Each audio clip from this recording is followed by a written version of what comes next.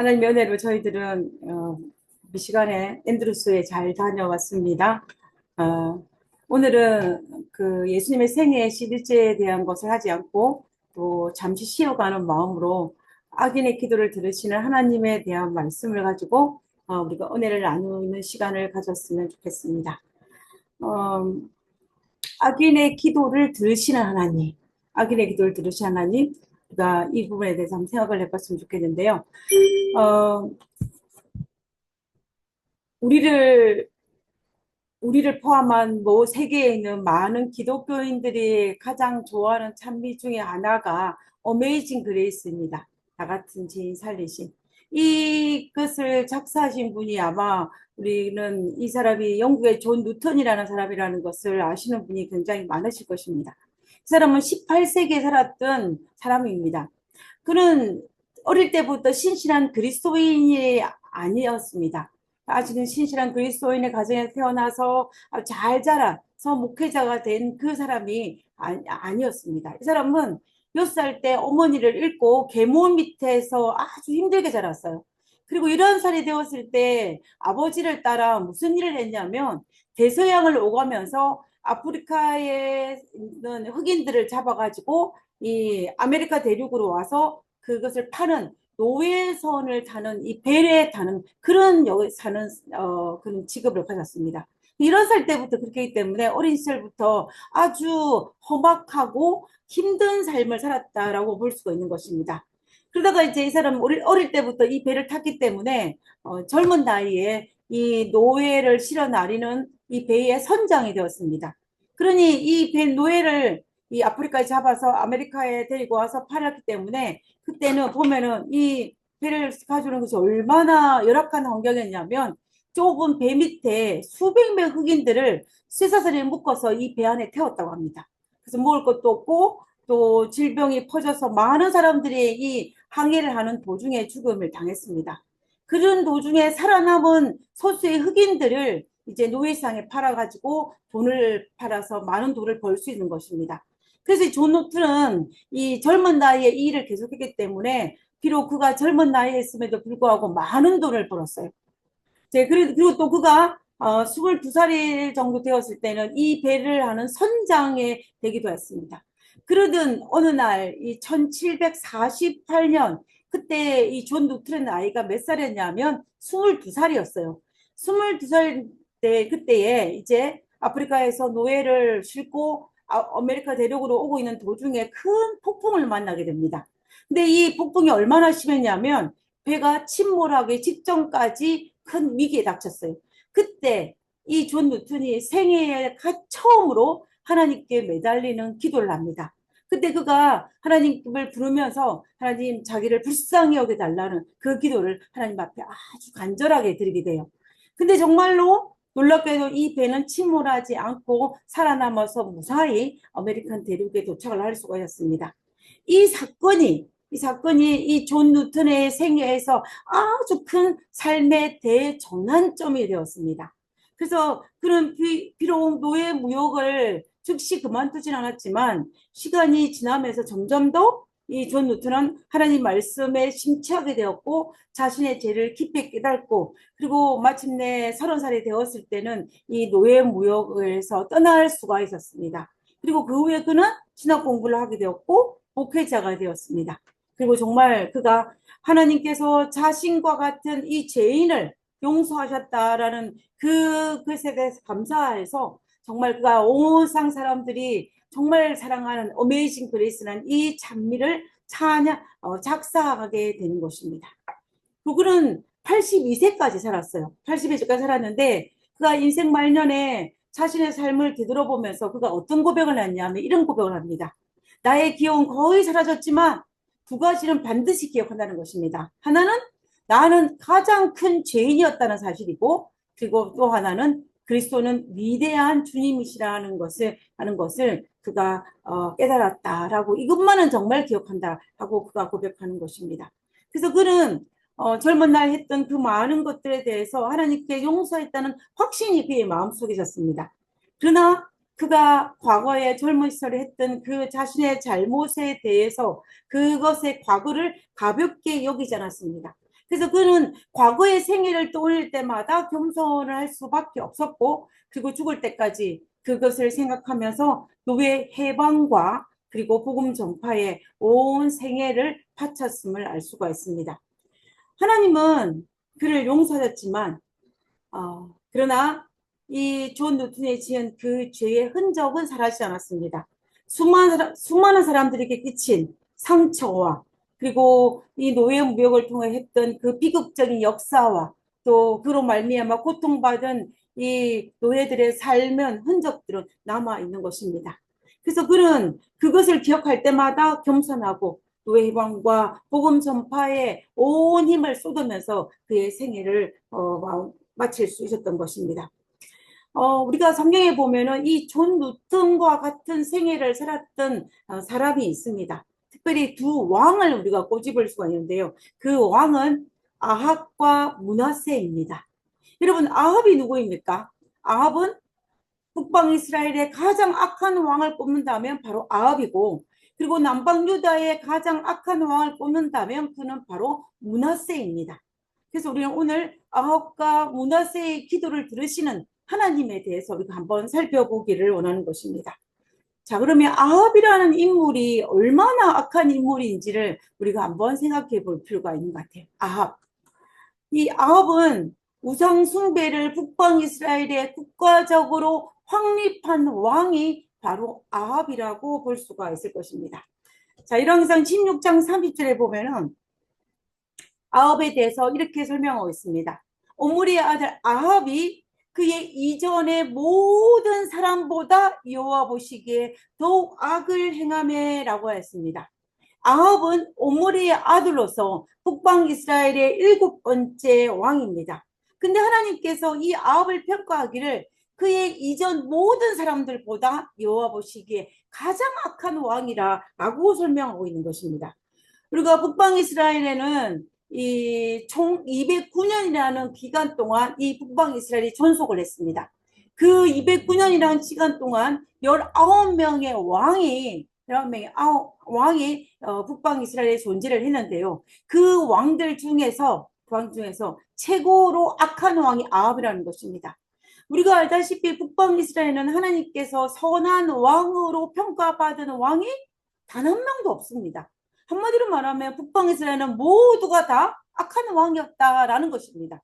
그런데 그 중에서도 아합이 최고라는 것입니다. 최고로 악한 왕이었다는 것을 볼 수가 있습니다.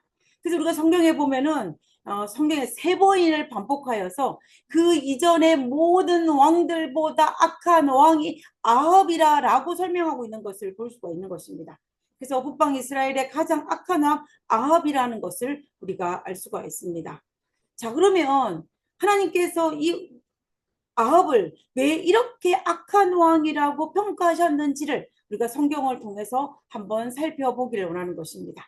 자, 첫 번째는 이 아합이 이스라엘 최고의 악한 왕이 될 수 있었던 그 배경에는 누가 있었느냐 하면은 이세벨이라는 부인이 있었습니다. 열왕기상 21장 25절에 보면 예로부터 아합과 같이 자신을 팔아 여호와 앞에서 악을 행하는 자가 없음은 아무도 없다는 거죠. 누구밖에? 아합밖에 없다는 것입니다. 자신을 팔아서 악을 행한 자. 근데 그것의 이유가 뭐냐면 그의 아내 이세벨이 충동하였습니다 라고 성경은 기록하고 있습니다.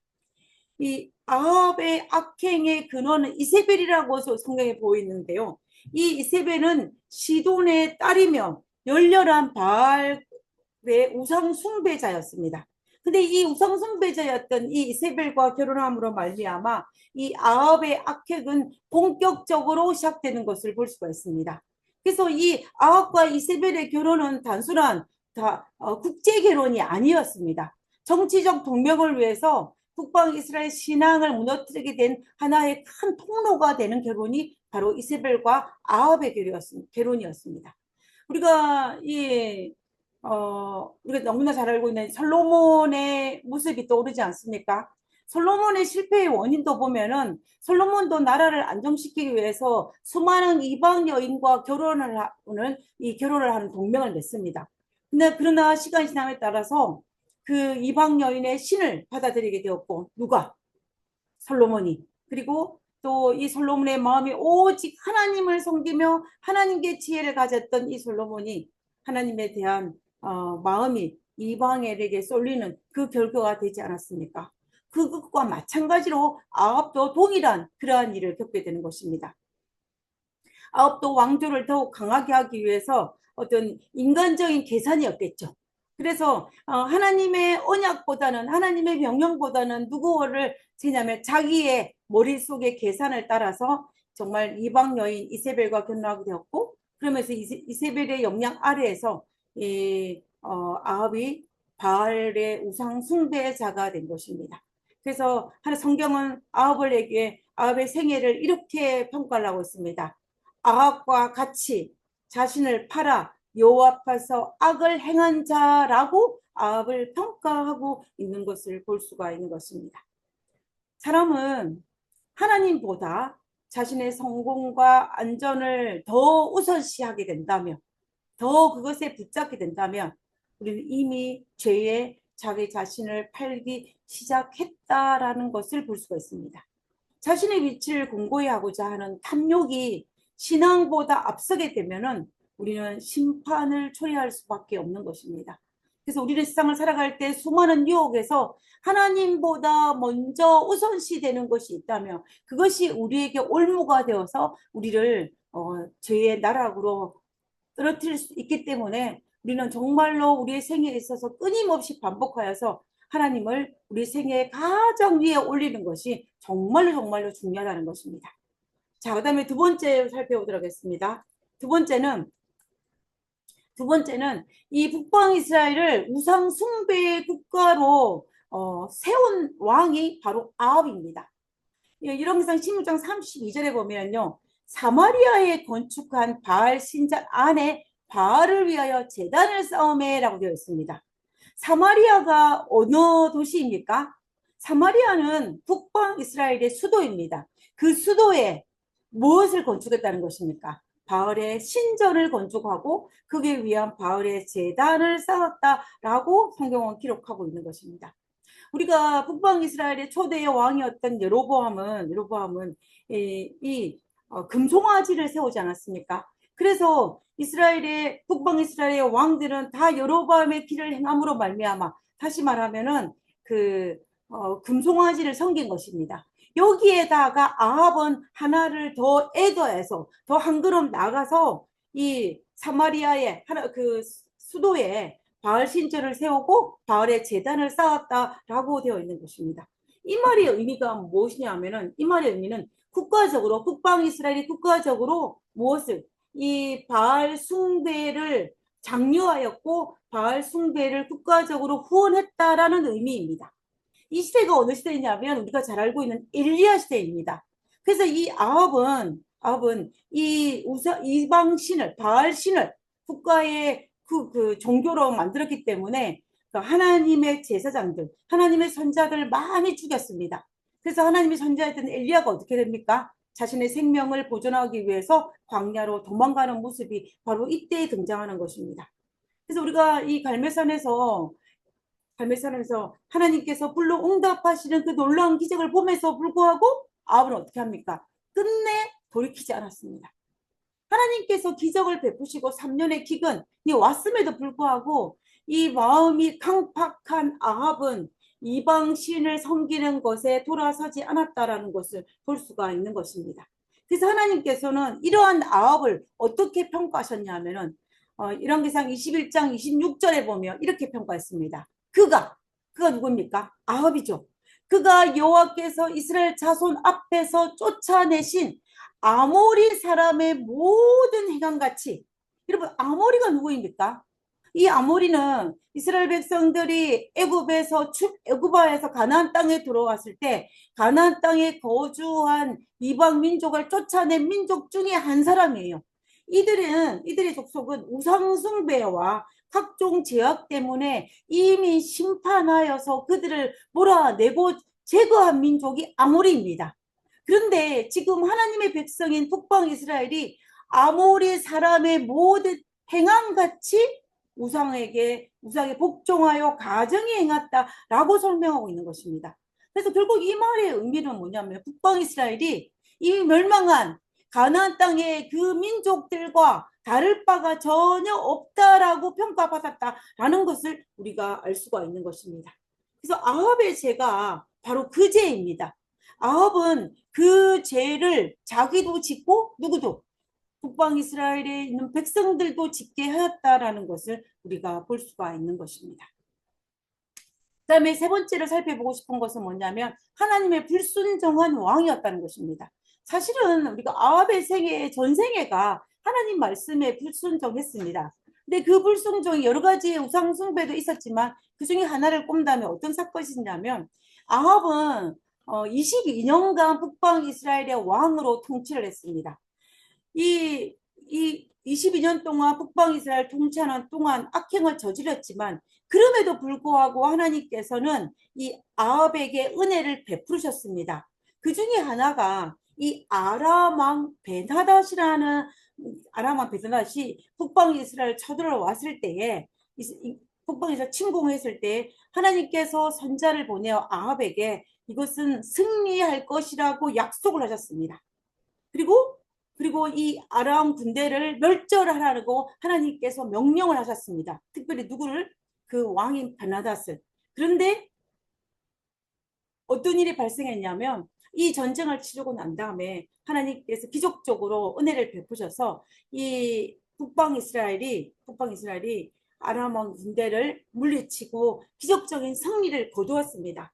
이 승리는 주변의 모든 여건을 살펴보았을 때 아합의 능력이 아니라 하나님의 은혜였음에는 부인할 수 없는 사실이었습니다. 그런데 하나님의 은혜로 말미암아 승리했음에도 불구하고 하나님께서 아람 왕 베나닷을 심판하라고 명령하셨지만 이 아합 왕이 어떻게 하느냐면은 베나닷이 전쟁에 실패하고 난 다음에 굵은 베옷을 입고 목에 밧줄을 메고 아합 왕에 와가지고 자신의 생명을 구걸합니다. 그때 아합은 하나님의 말씀을 따르지 않고 베나닷과 조약을 맺어요. 조약을 맺고 그를 형제라 부르면서 그를 살려줍니다.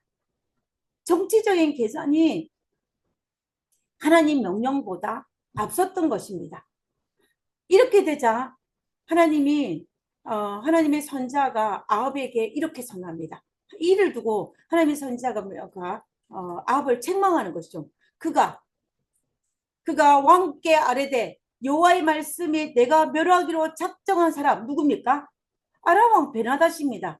사람을 내 손으로 놓았은즉 내가 이를 멸하려고 하였는데 네가 네 손으로 놓았기 때문에 내 목숨은 그의 목숨, 아합 너의 목숨은 그의 목숨, 누구? 베나단의 목숨을 대신하고 내 백성 북방 이스라엘은 아람의 백성을 대신하리라라고 선언하고 있는 것을 볼 수가 있는 것입니다. 하고 있는 것을 볼 수가 있습니다. 그런데 아합은 어떻게 합니까? 아합은 이스라엘의 왕이 그 이야기를 듣고 근심하여 답답하여 그의 왕으로 돌아가려고 사마리에 이르니라 라고 성경은 기록하고 있습니다. 아합은 이 소리를 듣고 선자의 이야기를 듣고 어떻게 했습니까? 근심했다고 되어 있습니다. 답답했다고 되어 있어요. 그런데 뭐 하지는 않았냐면 회개하지는 않았습니다. 근심하고 답답했다고 해서 회개라고 볼 수 없는 것입니다. 회개와 근심은 다릅니다. 마음이 불편한 것과 하나님께 돌아오는 것은 다르다는 것입니다. 죄의 결과로 말미암아 괴로워하는 사람은 많을 수 있어요. 그러나 죄를 버리고 하나님 앞에 무릎을 꿇는 사람은 많지 않다는 것입니다. 다시 말하면 아합은 하나님께서 그 선포하실 때 그 죄로 말미암아 괴로워하고 그 죄악의 결과로 말미암아 근심하고 답답하긴 했지만 어떻게 했다는 거예요? 하나님의 경고에도 불구하고 내 마음을 하나님께로 돌이키지 않았다라는 것을 우리는 여기에서 설명할 수 있는 것입니다. 그래서 정말 아합은 끝까지 뭐 했다는 거예요. 끝까지 자신을 팔아 악을 행하는 자의 평가를 받은 사람답게 악한 자의 모습을 갖추었다라는 것을 우리는 볼 수가 있는 것입니다. 그 다음에 이제 남방유다의 가장 악한 왕은 누구냐면 므낫세입니다. 이 므낫세는 성전을 더럽히고 인신 제사를 드리는 왕으로서 유명한 사람이 바로 이 므낫세입니다. 므낫세는 우리가 너무나 잘 알고 있는 저 산당을 제거하고 종교 계획을 이루었던 히스기야의 아들이 바로 므낫세입니다. 이 므낫세의 히스기야의 아들이었던 이 므낫세가 무려 몇 년을 통치를 하냐면 55년 장기 집권을 합니다. 55년 동안 이 남방 유다를 다스리게 돼요. 근데 참으로 흥미로운 것은 뭐냐면 히스기야의 아들이 므낫세라는 것도 흥미로운 사실인데, 히스기야가 죽을 병에 걸려서 하나님께 기도하고 난 다음에 은혜로 15년의 생명을 연장하지 않습니까? 그때에 태어난 아들이 바로 누구냐면 므낫세예요. 참으로 아이러니한 사건이 아닐 수가 없는 것입니다. 하나님의 은혜로 말미암아 연장된 이 히스기야 삶 속에 태어난 이 므낫세가 남방 유다의 가장 악한 왕이 되었다라는 것은 우리가 정말 뭐라 그럴까요? 아이러니하다고 해야 될까요? 의아하다고 해야 될까요? 우리가 많은 생각을 하게 하는 것 같습니다. 저는 이런 모습들이 성경에서 몇 군데 등장을 하는데, 이런 모습들을 살펴보면서 우리가 내 뜻대로 하나님에게 기도하기보다는 하나님의 뜻을 내 삶 속에서 이루어 달라고 기도해야 되겠다라는 생각을 자주 하게 됩니다. 그래서 우리의 뜻이 하나님의 뜻을 보여달라고, 그리고 하나님 뜻을 따르게 해달라는 그러한 기도를 드려야겠다라는 생각을 다시 한번 하게 되는 본문이 바로 이 본문인 것 같아요. 제가 이번에 앤드루스에 가서도 이 기도를 제일 많이 했던 것 같습니다. 자, 그러면 의로원한 히스기야 아들 므낫세가 왜 그렇게 유다 역사상 가장 악한 왕으로 평가받을 수밖에 없는지를 우리가 한번 살펴보도록 하겠습니다. 자, 첫 번째는 이런 게 21장 3절에 보면은 그의 아버지 히스기야가 헐어버린 산당들을 다시 세우며, 누가? 므낫세가 아버지가 허물었던 산당들을 다시 세웠다고 그랬습니다. 우리가 솔로몬이 왕이 오르고 난 다음에 요 많은 이방 여인들의 아내를 맞이하여서 곳곳에 산당들을 세웠습니다. 산당들을 세웠는데 그 산당들을, 그리고 또 하나님 성에 산당이 있었는데 그 산당들을 왕들이 허물고 일을 했지만 허물지를 못했어요. 근데 그때 누가 허물었냐면 히스기야 왕이 허문 것입니다. 그런데 히스기야 왕이 허물었는데 다시 그것을 누가 세웠냐면 그 아들이 세운 거예요. 그래서 한 세대의 믿음이 그 다음 세대에 무너질 수 있다는 것을 보여준 하나의 예가 되는 것이 바로 이 부분입니다. 그 다음에 두 번째는 뭐냐면,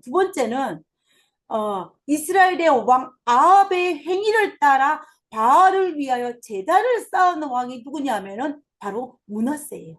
여러분, 아합이 누굽니까? 북방 이스라엘이잖아요. 북방 이스라엘의 가장 악한 왕의 그 행위를 따라서 므낫세가 그것을 행했다는 것입니다. 바알을 위해 제단을 쌓고 아세라 목상을 싣고 이런 일을 했다는 것을 볼 때에 우리가 이 므낫세가 얼마나 남방 유다에서 악한 왕이었는지를 알 수가 있는 것입니다. 그래서 우리 북방 이스라엘 제가 남방 유다로 옮겨오게 한 장본인이 바로 이 므낫세라는 것을 우리는 또다시 여기에서 확인할 수가 있는 것입니다. 자, 그 다음에 이제 므낫세의 악행을 볼 수 있는 것은 세 번째는요. 이 세 번째가 정말로 므낫세에게 치명적인 가장 큰 죄라고 볼 수가 있습니다. 이런 게 21장 4절과 5절에 있는 말씀을 보겠습니다. 여기 전에 이르시기를 내가 내 이름을 예루살렘에 두리라 하신 여호와의 성전에, 하나님의 성전에 제단들을 쌓고 또 여호와의 성전 두 마당에 하늘의 일월 성신을 위하여 제단들을 쌓고 라고 되어 있습니다.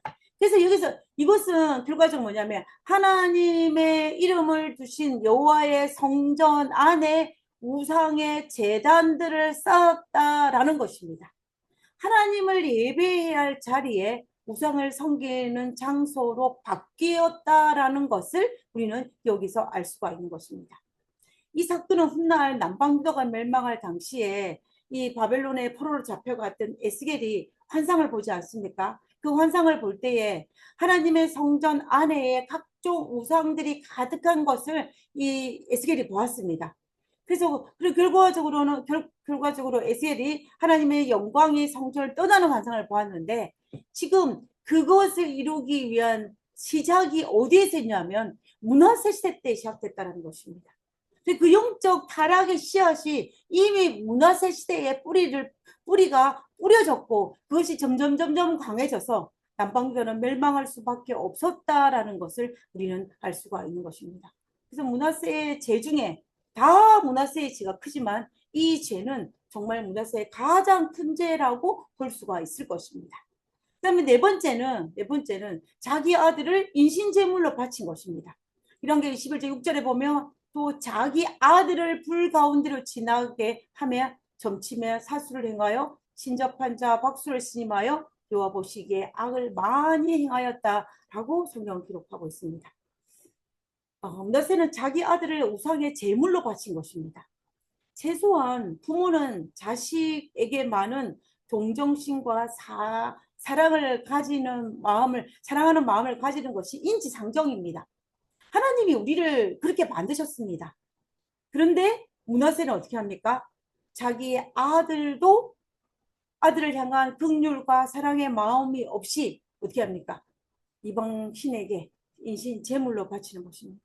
그래서 우상숭배는 인간이 가진 양심마저도 무너지게 하는 그러한 놀라운 힘이 있는 것을 우리가 볼 수가 있는 것입니다. 하나님을 떠난 죄는 사람의 사랑과 긍휼을 메말리게 해서 이렇게 어처구니 없는 행위까지 하는 것을 우리가 볼 수가 있는 것입니다. 그래서 하나님은 문하세와 이 남방 유다, 문하세로 말미암아 죄를 지은 이 남방 유다 백성들을 향하여서 이렇게 말씀하셨습니다. 이 백성이 누구입니까? 남방 유다 백성입니다. 문하세로 말미암아 우상 숭배하는 그 백성, 남방 유다 백성이 듣지 아니하고 문하세의 꾀임을 받고 꾀임에 넘어가서 악을 행한 것이 여호와께서 이스라엘 자손 앞에서 멸하신 여러 민족보다 더 심하다. 여기서 여러 민족은 누구겠습니까? 남방 유다 이스라엘이 가나안 땅에 들어갔을 때 멸한 그 민족들보다 남방 유다의 죄가 더 심하다라고 이야기하고 있는 것입니다. 11절에 와서는 유다 왕 므낫세가 이 가증한 일과 악을 행함이 그 전에 있던 아모리 사람들의 행위보다 더욱 심하고, 우리가 아합을 평가할 때도 아모리가 나오지 않았습니까? 똑같이 나오는 것입니다. 그래서 이 가나안의 7 족속 중에 하나인 이 아모리의 죄악보다 더 심하다. 누가? 하나님의 백성인 남방 유다가 더욱 심하여 또 그들이 우상으로 유다를 범죄케 했다라고 되어 있는 것입니다. 그래서 이 북방 이스라엘이 아합으로 말미암아 이방 민족보다 더 큰 죄를 지은 것과 마찬가지로 므낫세로 말미암아 남방 유다도 이 이방 민족, 아모리 민족의 행위보다 더욱 악하다라고 하나님께서 평가하시는 것을 볼 수가 있는 것입니다. 자, 우리가 이만큼 므낫세도 아합도 악한 왕임에는 부인할 수가 없습니다. 그리고 그가 큰 죄를 지었음에는 부인할 수가 없습니다. 자, 우리가 이런 모습을 보게 되면 우리의 마음속에 어떤 생각이 듭니까? 하나님께서 아합과 므낫세에게 베풀 자비와 긍휼이 남아 있을까? 하나님은 아합과 므낫세의 기도를 들어주실까? 하는 의문이 생기지 않습니까? 아마도 그들에게 베풀 자비와 긍휼이 남아 있지 않다라고 우리 스스로 생각할 수도 있을 것입니다. 왜냐하면 그들은 과거에 지은 죄가 너무나 엄청나기 때문에 하나님은 과연 그들에게 베풀 자비와 긍휼이 남아 있을까? 여러분은 어떻게 생각하십니까? 여러분 이들에게 하나님의 베풀 자비와 긍휼이 남아 있다라고 생각하십니까? 아니면 없다라고 생각하십니까? 성경에서 아합과 므낫세에게 어떤 이렇게 대우하시는지, 하나님께서 그들에게 어떻게 대우하시는지 우리가 한번 성경을 통해서 살펴보기를 원합니다. 자, 아합의 기도를 들으신 하나님이에요. 이런 악한 왕의 기도를 들으신 하나님입니다. 우리가 아합의 생에 있어서 우리가 아합의 22년 통치를 하는데 거의 마지막에 일어난 사건이 어떤 사건이냐면 우리가 너무나 잘 알고 있는 나봇의 포도원의 사건입니다. 포도밭 사건이에요. 포도밭 사건입니다. 우리가 이 사건은 아합의 22 통치의 거의 끝부분입니다. 마지막 부분이에요. 아합은 우상 숭배자였을 뿐만 아니라 탐심이 많은 사람이었습니다. 그래서 자기는 이미 포도밭과 채소밭을 가졌음에도 불구하고 왕궁 곁에 있는 나봇의 포도밭을 보니까 탐나는 마음이 생겼어요. 그래서 정말 이 나봇의 포도밭을 가지고 싶었습니다. 그래서 어떻게 합니까? 거짓 증인을 세우고 나봇을 살해하고 나봇의 포도밭을 빼앗습니다. 빼앗습니다. 근데 우리가 이 모습을 보면 누구의 모습이 떠올라요? 솔로몬의, 다윗이 떠오른 것입니다. 다윗이 여러 아내를 두고 누구의, 우리아의 아내 바세바를 취하는 사건이 등장하지 않는 것과 마찬가지의 사건인 것입니다. 그래서 죄는 탐심을 낳고, 탐심은 더 큰 죄를 낳는 것은 우리가 우리의 성경에 있는 많은 기록들과 오늘 우리 주변에도 보는 것도 마찬가지인 것입니다. 그래서 하나님께서는 이런 다윗에게 나단 선자를 보낸 것과 마찬가지로 하나님은 이 엘리야 선자를 아합에게 보내셔서 아합을 책망하십니다. 그래서 엘리야가 아합에게 가가지고 무엇을 책망하냐면 아합과 이세벨과 그리고 이 아합의 온 집안에 임할 하나님의 심판을 선포하셨습니다. 자, 그 선포를 듣고 난 다음에 아합이 드디어 자기 자신을 낮춥니다. 히람기상 21장 27절에 보면 아합이 이 모든 말씀이 누구냐면 엘리야를 통하여 하나님의 경고의 기별의 그 모든 말씀을 듣고 드디어 그의 옷을 찢고 굵은 배로 몸을 동이고 금식하고 굵은 배에 누우며 또 풀이 주고 다니더라 라고 했습니다. 드디어 누가 아합이 자신을 낮추고 하나님 앞에 회개하는 모습을 보입니다. 근데 저는 이 우리가 지금까지 아합의 22년 통치기간의 성에 기록된 많은 사건이 있었지만 아무도 회개하지 않았어요. 그러나 그의 말년에 가서는 그가 회개하는 모습을 보이는 것입니다. 근데 우리가 사실은 아합의 회개보다 더 놀라운 것은 하나님께서 이 모습을 보고 엘리야에게 하신 하나님의 말씀입니다. 그 말씀을 보겠습니다. 21장 28절에 보면 여호와의 말씀이 디색 사람 엘리야에게 임하여 이르시되 아합이 내 앞에서 겸비함을 내가 보느냐라고 얘기합니다. 지금 결과적으로 이 말이 무슨 말이에요? 하나님께서 보는 시선은 뭐냐면 과거에 아합이 22년 동안 왕으로 있으면서 지었던 그 수많은 죄악들을 그 죄의 크기와 그다음에 그 북방 이스라엘에 끼친 이 악의 큰 상처를 보는 것이 아니고 지금 하나님께서는 어디에 머물러 있는 거예요? 지금 현재에 머물러 것입니다. 아합이 내 앞에서 겸비하는 그 낮아짐의 그것을 보고 있는 것입니다. 하나님께서는 거기에 맞춰져 있는 것이에요. 그래서 아합이 내 앞에서 겸비함을 엘리야야 네가 보고 있느냐? 라고 말씀하고 계시는 것을 볼 수가 있는 것입니다. 그래서 우리는 여기에서 우리는 정말 하나님의 놀라운 하나님의 긍휼과 하나님의 자비를 볼 수가 있습니다. 인간이라면 결코 이런 마음을 가질 수가 없어요. 인간이라면. 그러나 하나님은 하나님의 사랑과 긍휼이 얼마나 크신지 하나님의 시선이 과거를 보지 아니하고 현재를 보는 것입니다. 그래서 하나님은 이 아합의 현재의 모습을 보시고 아합을 용서하시고 그 죄를 아합의 당대에 내리지 아니하시고 미루시는 아합의 모습을 볼 수가 있는 것입니다. 우리는 이 사건을 통해서 하나님께서 우리를 어떻게 보시는지를 정확하게 알 수가 있습니다. 우리는 이 사건을 통해서 하나님이 우리를 어떻게 바라보고 계시는지를 우리가 깨달아 알 필요가 있는 거예요. 하나님께서는 과거보다는 언제, 지금, 현재 나의 모습이 어떠한지를 보시고 나를 외면하지 않는다는 사실을 우리는 반드시 깨달아야 한다는 것입니다. 사람은 뭘 보여요? 과거를 봅니다. 이 사람은 과거에 어떠했더라. 그러기 때문에 지금도 어떠할 것이다 라고 추측하고 개수합니다. 그러나 하나님께서는 어떻게 하는 거예요? 하나님은 과거보다는 지금 현재의 나의 마음을 보시고 나를 평가하시고 나의 기도를 응답하신다는 것입니다. 가장 악한 왕 아합의 기도를 들으신 하나님이라면 우리가 겸손히 하나님 앞에 나아간다면 우리의 기도를 하나님께서 들어주시지 않겠습니까? 하나님은 우리의 기도를 반드시 들어주실 것입니다. 그렇기 때문에 우리는 희망이 있는 것입니다. 그래서 우리는 지금 현재의 우리의 과거가 삶이 어떠하든지 간에 하나님 앞에 겸손히 나가면서 하나님께 알게 된다면 하나님은 우리의 기도를 들어주실 것입니다. 그래서 우리에게 희망이 있고, 그래서 우리가 용기를 가질 수가 있고, 그래서 오늘도 담대히 나아갈 수가 있는 것입니다. 자, 그러면 문하세를 한번 보겠습니다. 자, 우리가 알다시피 문하세가 얼마나 큰 악한 자였다는 것은 우리가 알 수가 있을 것입니다. 문하세가 통치하는 55년의 기간 동안 하나님께서는 여러 선지자를 보내셔서 문하세를 경고하고 훈계하셔서 돌아오게 하셨습니다. 자, 율대야 33장 10절과 11절을 보겠습니다. 여호와께서 문하세와 그의 백성에 이르셨으나 그들이 듣지 아니하므로 듣지 않으셨어요.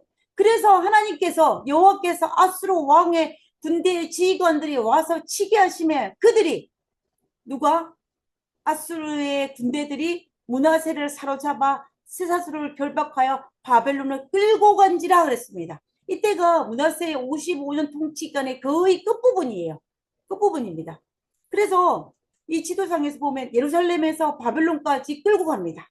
직선 거리는 800km 정도 되는데 우리가 이 지형지로 가운데 큰 사막이기 때문에 그 당시 고대에는 직선 코스로 가지 않고 이 화살표가 있는 것처럼 빙 둘러서 갔습니다. 그래서 한 2000km 정도의 거리라고 합니다. 그래서 2000km 정도 하면 오늘 우리가 거리를 계산해 본다면 여기에서 LA까지 갔다가 오고 다시 갔다가 조금 더 오는 거리 정도 된다고 합니다. 그러니까 그 거리가 짧지 않죠. 오늘날 우리가 차로 가기 때문에 한번 갔다 오는 것이 가능할지 모르지만 그때는 차로 가는 것이 아니라 이 지금 누가 문하세가 쇠사슬에 묶여가지고 끌려서 광야와 사막을 지나서 끌려가는 것입니다. 바벨론으로. 그래서 우리가 그 당시에는 대략적으로 예루살렘에서 바벨론까지 한 3개월 정도 걸렸다라고 이야기합니다. 그러니까 그 기간 동안 더위와 추위와 배고픔과 갈증과 또 이런 굵지도 고통뿐만 아니라 이 문하세가 어떤 마음이 있습니까? 수치심을 가지고 끌려가는 것입니다. 끌려가는 이 3개월이나 넘는 이 기간 동안 문하세는 무슨 생각을 했을까요? 여러분 한번 생각해 보시기 바랍니다. 문하세는 과연 끌려가면서 무슨 생각을 했을까요? 다행히도 문하세는 그 긴 시간을 끌려가면서 하나님 앞에 자기의 마음을 깨트리는 시간을 가졌습니다. 그래서 지금 그곳에서 지금 그 과정에서 문하세는 비로소 자신의 죄를 깨달았어요. 그 성경은 이렇게 기록하고 있습니다. 문하 3장 12절에 그가 환난을 당하여 그의 하나님 여호와께 간구하고 누가? 문하세가 간구하고 그의 조상들 하나님 앞에 크게 겸손하여 그래서 지금 문하세가 그 어려움을 겪고 이 노년에 그가 하나님 앞에 회개하는 문하세의 모습을 볼 수가 있는 것입니다. 드디어 문하세가 하나님 앞에 겸손히 회개하는 것입니다. 저는 사실은 이 문하세가 이 그것보다 더 우리를 놀라게 하는 것은 뭐냐면은 13절이에요. 기도하였으므로 하나님이 누구의 기도를? 문하세의 기도를 받으시며 문하세의 간구를 들으시사 그가 예루살렘에 다시 돌아와서 다시 왕이 앉게 하심에 문하세가 그제서야 여호와께서 하나님 수를 알았더라라고 되어 있습니다. 하나님은 누구의 기도를 들으신 거예요? 악인의 문하세의 기도를 들은 것입니다. 문하세가 얼마나 악했습니까? 문하세로 말미암아 남방 유다가 얼마나 죄악의 길로 들어갔습니까? 그럼에도 불구하고 지금 현재 그가 하나님 앞에 겸손히 간구했기 때문에 하나님께 그 기도를 들으셨다라고 되어 있는 것입니다. 그래서 하나님은 들으시는 하나님이에요. 아무리 악한 왕 아합이라 할지라도 아무리 악한 왕 문하셋이라 할지라도 지금 하나님 앞에 겸손히 회개하고 하나님께 간구할 때 하나님은 그 겸손함과 그 회개를 보시고 그의 기도를 들으시고 받으시는 분이 바로 우리의 하나님이라는 사실을 우리는 잊지 말아야 할 것입니다. 하나님은 과거를 보시는 분이 아니라 지금 현재의 우리의 마음을 보고 계신다는 것입니다. 그러니 우리가 얼마나 희망과 용기가 넘칩니까? 그래서 우리는 핑계 댈 수가 없을 것입니다. 하나님 내 죄가 너무 커서 내가 어떻게 하나님 앞에 나아가겠습니까? 이렇게 말씀하시는 분이 종종 있어요. 근데 그것은 이 본문을 한다면은 우리는 결코 그 말을 하지 못할 것입니다. 하나님은 지금 보시는 지금 현재의 우리의 마음을 보시는 거라는 것을 알아야 할 것입니다. 그러나입니다. 하나님은 그 죄를 용서했지만 그러나 아합과 므낫세가 지은 그 죄의 결과는 없어지지 않는다는 것입니다. 하나님은 분명히 아합을 용서하셨어요. 하나님 분명히 므낫세를 용서하셨습니다. 그러나 아합과 므낫세가 22년, 55년 통치하는 동안 북방 이스라엘과 남방 유다에 심어놓은 우상 숭배로 말미암아 영적 타락은 하루아침에 사라지지 않았습니다. 후대에 남방 유다에 아주 의로왕 요시아가 나타나서 종교개혁을 일으켜서 백성들의 마음을 돌이키려고 했어요. 그러나 므낫세가 심어놓은 그 악한 습관이 너무 깊이 뿌리에 박혀서 그것을 하지 못했다라고 했습니다. 그리고 이런 게 이사장 26절에 보면 그러나 여호와께서 유다를 향하신 내리신 그 크게 타는 진노를 돌이키지 아니하셨으므로 히스기야 요시아가 아무리 종교개혁을 일으켜도 돌이키지 않은 이유가 밝혀집니다. 그 이유가 뭐냐면 이는 므낫세가 여호와를 경노케 한 그 모든 경로 때문이라. 그 죄의 영향력이 아직도 남아 있었다라고 이야기하는 것입니다. 그래서 우리가 정말로 이 모든 걸 살펴볼 때 하나님께서는 아합도 므낫세도 용서하시고 그걸 받아셨지만은 그 죄의 영향력은 남아서 남방 유다를 북방 이스라엘을 멸망으로 이끄는 하나의 단초가 되었고 하나의 죄의 근원이 되었다라는 것은 부인할 수가 없는 것입니다. 그러므로 우리는 오늘 이 본문의 말씀을 통하여서 크게 두 가지를 우리는 알 수가 있습니다. 첫 번째는 용서받지 못할 죄는 있다 없다? 없다라는 거예요. 없다라는 것입니다. 내가 지금 하나님 앞에 회개하면. 그리고 또 다른 하나는 우리가 가볍게 지을 죄도 하나도 없다라는 것입니다. 가볍게 지을 수 있는 죄도 하나도 없다라는 거예요. 내가 죄를 짓고 하나님께 회개하면 되지 뭐. 이렇게 할 수 있는 것이 없다라는 거예요. 용서받지만 그 죄의 흔적은 남아있고 그 죄의 흔적으로 인하여서 고통받는 일들이 발생하기 때문에 내가 함부로 죄를 지을 수는 없다라는 것도 우리는 잊지 말아야 한다는 것입니다. 그러므로 우리는 우리 매일의 삶 속에서 정말 하나님 앞에 겸손히 우리 하나님께 우리의 것을 드리는 것은 정말 중요합니다. 겸손히 과거에 나의 발목을 잡지 못하게 하여서 오늘 이 순간 하나님 앞에 겸손히 기도드리는 것이 정말로 필요합니다. 그와 동시에 뭐냐면 우리는 정말로 죄를 가볍게 여기지 아니하고 하나님의 백성으로서 하나님의 자녀로서 거룩하게 하나님의 자녀로서 의롭게 살려고 하나님 앞에 매일매일 자기 자신을 살피는 것 또한 정말로 중요하다는 것입니다. 그러므로 우리는 정말 날마다 하나님 앞에 자신을 낮추고 죄를 멀리하면서 하나님을 붙드는 그런 그리스도인의 삶을 살아야 할 것입니다.